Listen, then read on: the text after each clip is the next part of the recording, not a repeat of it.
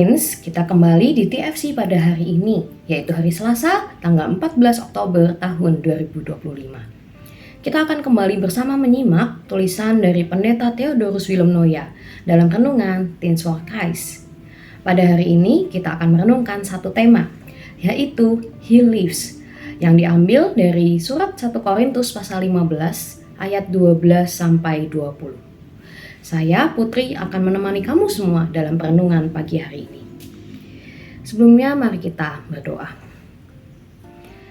Ya Tuhan, terima kasih ketika Engkau masih berikan kami hari yang baru. Sebelum kami melanjutkan aktivitas kami mau merenungkan sabda-Mu. Biarlah sabda-Mu yang boleh menguatkan kami untuk menjalani hari ini maupun hari-hari yang akan datang. Bersabdalah ya Tuhan, kami siap mendengarkan. Amin.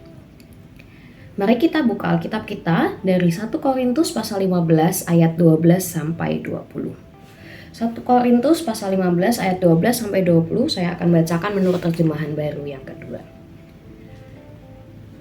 Jadi, bila mana diberitakan bahwa Kristus dibangkitkan dari antara orang mati, bagaimana mungkin ada di antara kamu yang mengatakan bahwa tidak ada kebangkitan orang mati?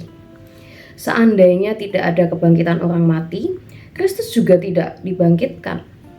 Andai kata Kristus tidak dibangkitkan, sia-sialah pemberitaan kami dan sia-sialah juga kepercayaan kamu. Lebih daripada itu, kami ternyata berdusta terhadap Allah, karena tentang Dia kami katakan bahwa Ia telah membangkitkan Kristus, padahal Ia tidak membangkitkannya. Andai kata benar bahwa orang mati tidak dibangkitkan. Sebab jika benar orang mati tidak dibangkitkan, Kristus juga tidak dibangkitkan. Jika Kristus tidak dibangkitkan, sia-sialah kepercayaan kamu dan kamu masih hidup dalam dosamu.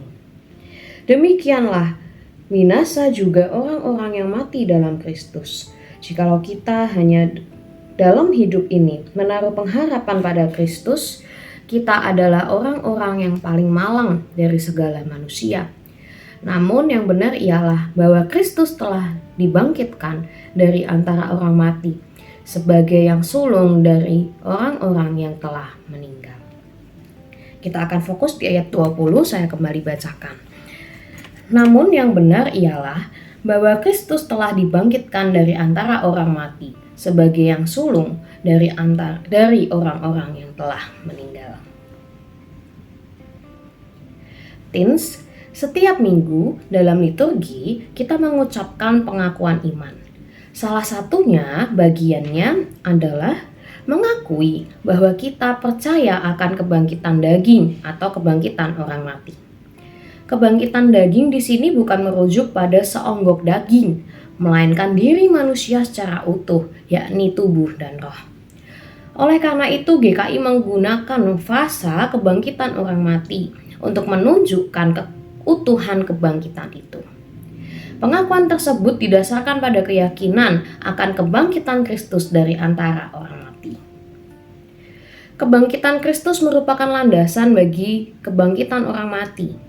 Rasul Paulus ketika membela iman akan kebangkitan Kristus mengatakan, namun yang benar ialah bahwa Kristus telah dibangkitkan dari antara orang mati sebagai yang sulung dari orang-orang yang telah meninggal tadi di ayat 20.